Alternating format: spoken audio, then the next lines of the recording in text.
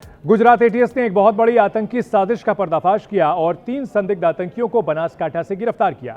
ये तीनों संदिग्ध देश में बड़े पैमाने पर आतंकी हमले के प्लान बना रहे थे और उसमें सबसे खतरनाक साजिश थी पॉइजन अटैक की, जिसके खुलासे के बाद हर कोई सकते में पड़ गया है। 3 पकड़े गए संदिग्ध आतंकियों के नाम अहमद मोइनुद्दीन जिलानी, सुहेल और आजाद हैं। मोइनुद्दीन जिलानी हैदराबाद का रहने वाला है, जबकि सुहेल और आजाद यूपी के रहने वाले हैं। ये तीनों मिलकर हथियार लेने के लिए गुजरात आए थे, जहां पर एटीएस ने इन्हें ट्रेस किया और फिर हथियारों के साथ गिरफ्तार किया। एटीएस इस बात की भी जांच कर रही है कि यह हथियार संदिग्ध आतंकियों तक कैसे पहुंचे।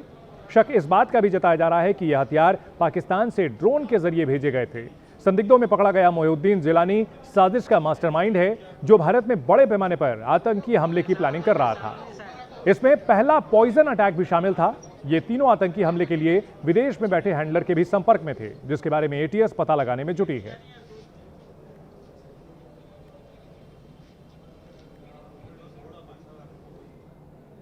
अब आपको यह भी बताते हैं कि इस पूरे मामले में क्या कुछ हुआ है और क्यों इसे गुजरात एटीएस की बड़ी कामयाबी माना जा रहा है। दरअसल गुजरात एटीएस ने 3 संदिग्ध आतंकी गिरफ्तार किए हैं। देश के पहले पॉइजन अटैक की साजिश नाकाम कर दी गई है।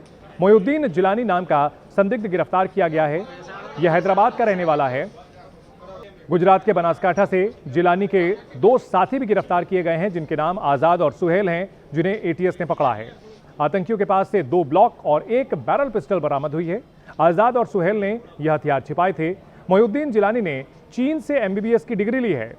ये आतंकी संगठन आईएसकेपी से प्रभावित हैं। तीनों आतंकी अबू खजीदा के संपर्क में थे। तीनों संदिग्ध पाकिस्तान या अफगानिस्तान में छिपा है अबू खजीदा। आपको यह भी बताते हैं कि यह संदिग्ध आतंकियों को पकड़ा कैसे गया। देश में पहले पॉइजन अटैक की साजिश रच रहे थे ये लोग। गुजरात एटीएस ने देश का पहला पॉइजन अटैक नाकाम किया है। तीनों संदिग्ध पॉइजन अटैक की तैयारी कर रहे थे।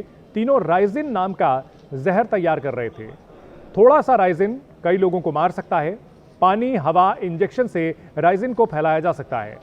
मास्टरमाइंड अहमद मोइनुद्दीन जिलानी था। संदिग्ध सुहेल और आजाद ने कई जगहों पर रेकिंग की थी। दिल्ली, मुंबई और अहमदाबाद में रेकी की गई थी। लखनऊ और जम्मू कश्मीर में भी इन लोगों ने रेकी की थी। मथुरा में एक तेज रफ्तार कार ने 2 युवकों को जोरदार टक्कर मार दी। हादसे का वीडियो सोशल मीडिया पर वायरल हो रहा है। दोनों युवक किसी काम से गांव में निकले थे। वे जैसे ही रास्ता पार करने के लिए डिवाइडर की क्रॉसिंग पर पहुंचे, तभी पीछे से आ रही तेज रफ्तार गाड़ी ने दोनों को जबरदस्त टक्कर मार दी। दोनों युवक पास ही में खड़ी इको कार और तेज रफ्तार कार के बीच में आ गए। मौके पर पहुंचे ग्रामीणों ने पुलिस को सूचना दी। बाद में दोनों युवकों को कार के नीचे से निकालकर इलाज के लिए अस्पताल में भर्ती कराया गया।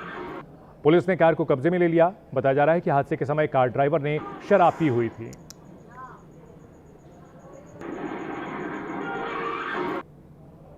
मध्य प्रदेश के छिंदवाड़ा में एक तेज रफ्तार ट्रक ऑटो पर पलट गया। गनीमत रही कि इस हादसे के समय ऑटो में कोई बैठा नहीं था। इस घटना का सीसीटीवी फुटेज भी सामने आया।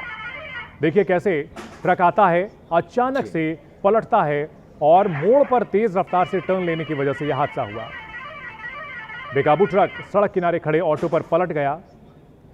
ट्रक का ड्राइवर शराब के नशे में था, ये चश्मदीदों ने बताया। हादसे के बाद ट्रक चालक मौके से भाग निकला।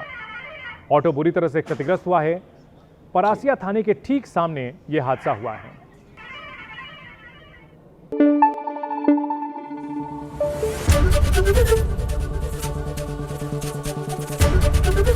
एबीपी न्यूज आपको रखे आगे।